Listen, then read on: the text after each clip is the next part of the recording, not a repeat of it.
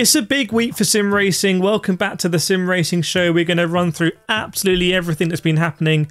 One of the most significant announcements in sim racing for the last 10 years. We're also going to talk about esports. We're going to talk about Fanatec as well.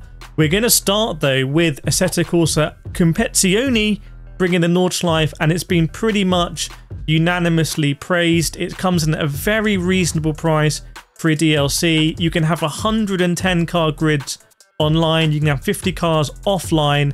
It has been a real triumph, I think, from Kunos. They've added that because the Nürburgring has been added to the real world championship that ACC has the license for. So they've worked a little bit faster than they might have wanted to get it done. I've done a comparison video of it compared to when I was at Nordschleife, when my colleague was at Nordschleife, and it looks to be arguably the most realistic rendition of the Nordschleife we have ever had in any simulator ever. But I have a video coming out separately.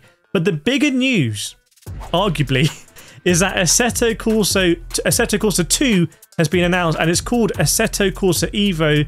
Everyone's going to call it Ace. So this is the sequel to Aceto Corsa. It's arguably still the granddaddy of racing sims. You know, some people say it has the best tyre physics. It came out though 10 years ago in 2014. Aceto Corsa Evo should come out this year. We don't have an exact release date, but it should come out this year. And also it should come out on not only PC, but also PlayStation 5 and Xbox Series X and S. So if you're a console gamer, potentially this could be an absolute game changer when it comes to simulation. Are we going to get the sort of Canyon style or the modding as well on console? That's to be seen. But Aceto Corsa Evo has been announced. It is coming. I'm personally very excited for it. I think this could change the whole landscape of sim racing. It is arguably the only sim that can be a genuine challenger to iRacing. But I'm really interested to see how they're going to incorporate the online racing side of things. Are they actually going to have an in-game launcher?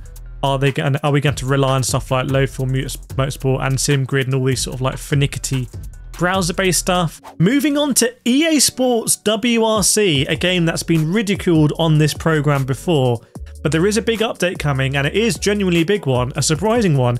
It is going to receive a VR update. Now, I personally find this quite surprising because a lot of the criticisms about the game have been the poor frame rate, the choppiness, the judder. So to add VR to that seems like a recipe for disaster. But then again, we remember how good Dirt Rally and Dirt Rally 2 was in VR. I remember playing going up Pikes Peak and stuff like that. Absolutely incredible. So that is coming to EA Sports WRC. Although that game, is it really going to get a sequel? I don't know. I don't know if it's sold enough. I don't know if it's good enough. Something that is coming back is Formula 1 Esports. We've talked about this so many times. It's coming back in a weird way. They're going to basically do like 1 million events together. That is starting on the 10th of April. So I think across 2 days, they're going to do 11 rounds. And that's how the $750,000 prize pool is going to be decided. If you remember when we covered this earlier in the year, or maybe even last year, we were talking about the prize pool being reduced from $1 million to 750k, and who's covering that 250k shortfall. Well, let's say they've just managed to come to some sort of solution, which is you fly out and you do all of the rounds together. Big questions being asked of the esports drivers' welfare. It's you know, not fair on them to be able to have to practice so many rounds and drive so much in a short space of time. They do practice and take this really seriously. These guys are pro esports drivers, so there have been some questions asked there. Seems to be one of the situations where there's been a money crunch at the top, and it is the drivers that struggle. Also, potentially, we might see some stuff to do with F124, the game from Codemasters. They are going to release that game a little bit earlier. Some people saying it could even come in May next month. So maybe we'll get a reveal at the esports event. F1 Esports, a little bit of a meme at the moment. By the way, if you're someone that uses Track Day R, which is the motorcycle sim from Mad Cow, that's got an update. So amazing. Moving on to Fanatec now. I've been covering this like crazy. I seem to be the only English-speaking YouTuber that is sort of covering Fanatec. Not sure why, because stock price has fallen. Well, I say fallen, it's gone through the floor. The CEO who I interviewed has been forced out. They're going to restructure.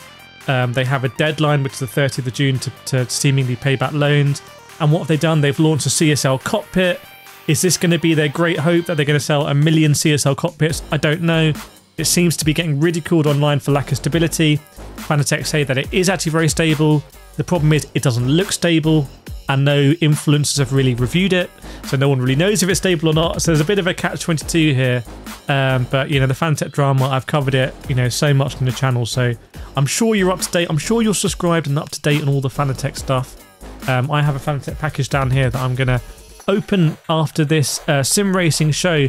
Forza Motorsport is coming with a new update, adding a new track that is Brands Hatch.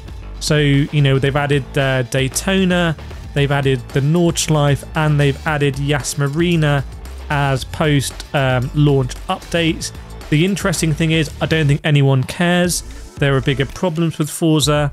If Gran Turismo were to add a track at the frequency that Forza's adding them right now, I think it would get way more support. But for whatever reason, you know, I think people have dropped off Forza. You know, I'll return to it, but it just, you know, especially on a wheel, it seems to be a struggle to sort of retain the settings when you dial them in.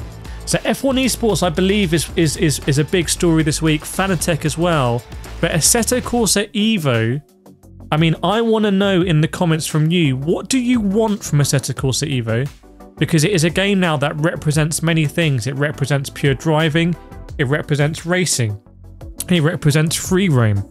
It represents no hesi. It represents all these different things. And it's going to be a struggle, I think, for Kunos to actually get a game that's going to satisfy everyone. But one thing I do know is, if they can get that game together, then it is going to be potentially an iRacing killer, because presumably at a one-off fee, you are going to get a load of content, and on PC, it's going to be moddable. Right, I'm off to Italy very shortly to cover Formula E and interview a lot of the Formula E drivers about their sim racing past. So again, any comments, questions you have for Formula E drivers, let me know in the comments. Otherwise, I will see you next time.